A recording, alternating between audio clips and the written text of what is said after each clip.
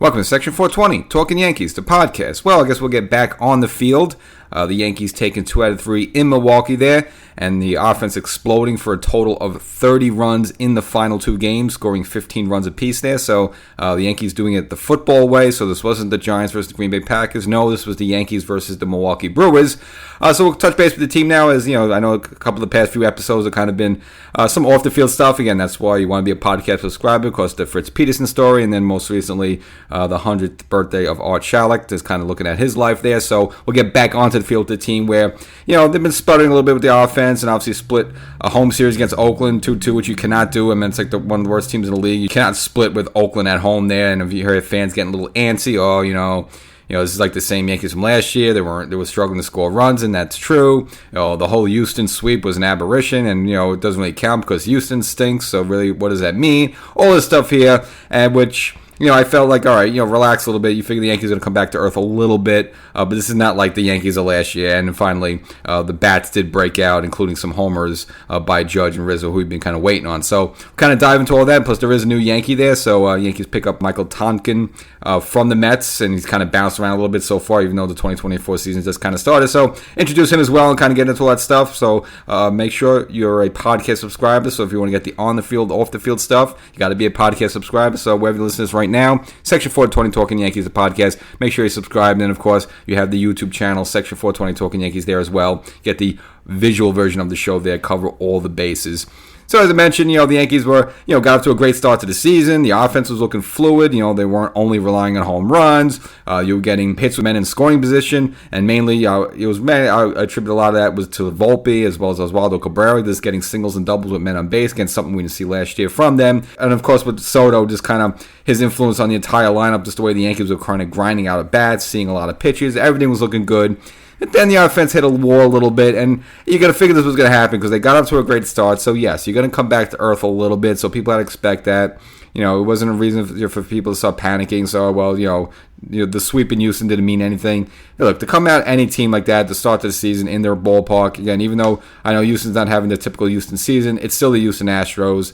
And so it just meant there was something special with this Yankee. You could just tell just from that opening series in Houston that, there was something special with this team there. So, people shouldn't have been giving up on them so quickly. And again, we're not even done with April yet, technically. We got a couple of days left. And people are so ready riding high, and then so ready to just throw them in the trash there just because they had a week or two where, all right, the offense was sputtering a little bit. Yeah, and it's a problem. But overall, this is not the offense of last season where it was just like, peeling paint off the wall to score runs. I mean, it's not even close to that. And then finally, this weekend series against Milwaukee, where they really should have won the opening game. Again, this is where you could blame Boom a little bit for only going with Clay Holmes for one inning. This is the same thing happened with the Yankees in that final game in Cleveland.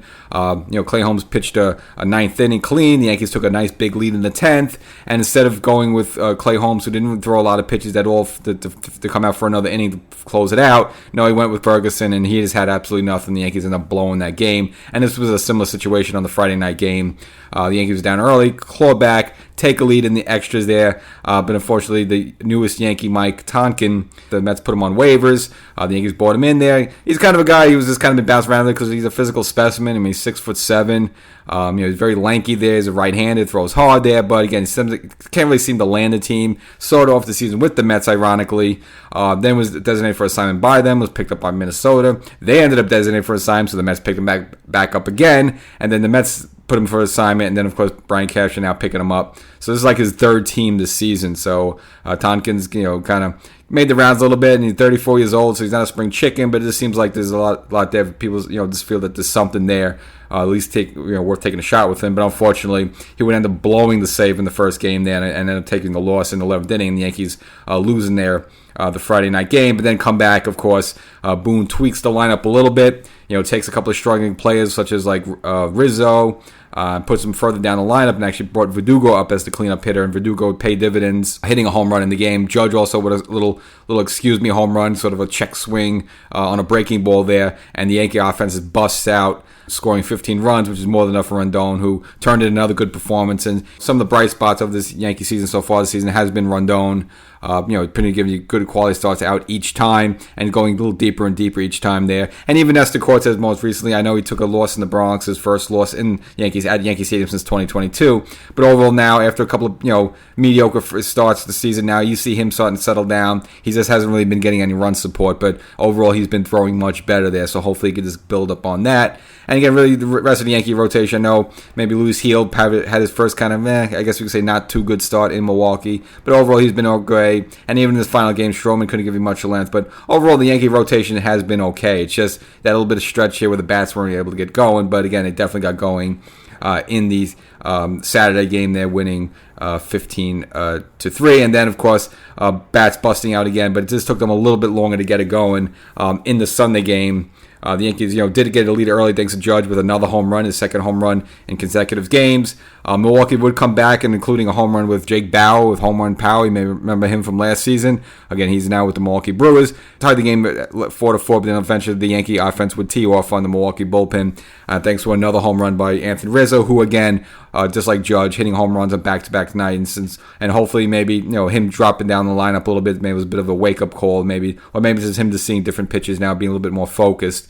And then the Yankee offense was just able to really tack on some runs later on in the game, and they win easily, taking the final game 15-5. So again, getting 30 runs in the final two games. So, I don't say that the offense is cured, but just to go to show that once these guys get going, they could put up runs. So just, maybe it was just a bad week or so again, and that's going to happen many times during the season. So, have a little stretch like that. Just, relax. It is, again, this is not the offense of last season. And even in the Saturday game, Gio Carlstan as well, a worthy mention, also hitting a home run. Again, he's kind of cooled off a little bit after having, maybe had a week or two where he was kind of hot a little bit, and then he cooled off, but hopefully his back will get going as well.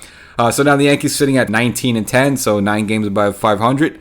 Good shape there. And then you remember this last season, Yankees struggled out of the gate, and they were always like on the couple games in the 500. You figure, they'll get going soon, and they never really got it going. But no, this team got off to a good start. Okay, stubbed their toe a little bit, and it wasn't as bad as people made it seem to be, and now seem to be in a better direction right now as things move along, and Cole keeps continuing to progress, as well as Jason Dominguez also progressing on his way. And if you can get those two back somewhere in the middle of the season with this team the way it is right now, obviously it speaks for itself. So the Yankees after this will now move on, face the Baltimore Orioles, and this is kind of the test we've been waiting for. At the start, at least, the start of the season, you would think Baltimore Orioles was one of the favorites of the AL East, and they won 101 games last season there. They seem to take a little step back this season, though. They didn't get as good a start.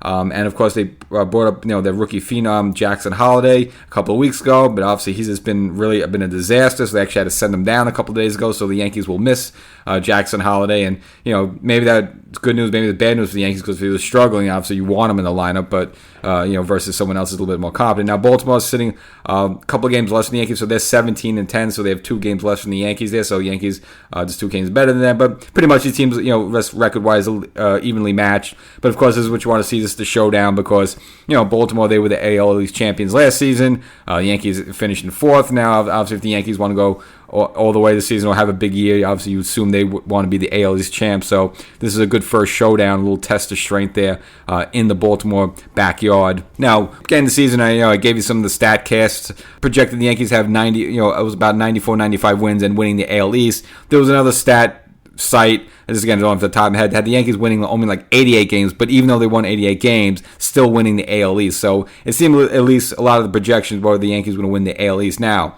this was before we knew that Cole was going to go down for a couple of months. So, would those projections be a little bit different? Very likely, because again, it was assumed that Cole would be the Yankees pitcher to start the season. That's not the case. However, with that in mind, right now you would still say the Yankees probably look a little bit favored in the AL East, and of course, we'll wait until Garrett Cole comes back just to confirm that. Of course, he has to come back and pitch healthy for the Yankees. Another familiar face you're also seeing now recently back is Rob Marinaccio. Again, wasn't with this team to start the season, but a couple of guys getting hurt and up and down, and of course Tom McCanley still struggling to get himself back, which doesn't seem that's ever going to happen again.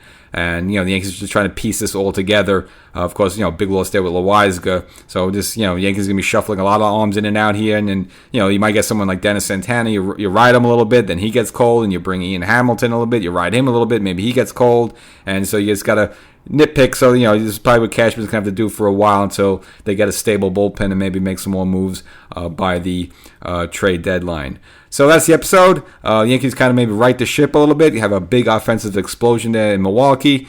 I don't say they're totally over their cures there, but again, this is the reason to show that don't panic. If you have a week or two where he's not scoring runs, but overall, this Yankee offense is more dynamic, more fluid than last season.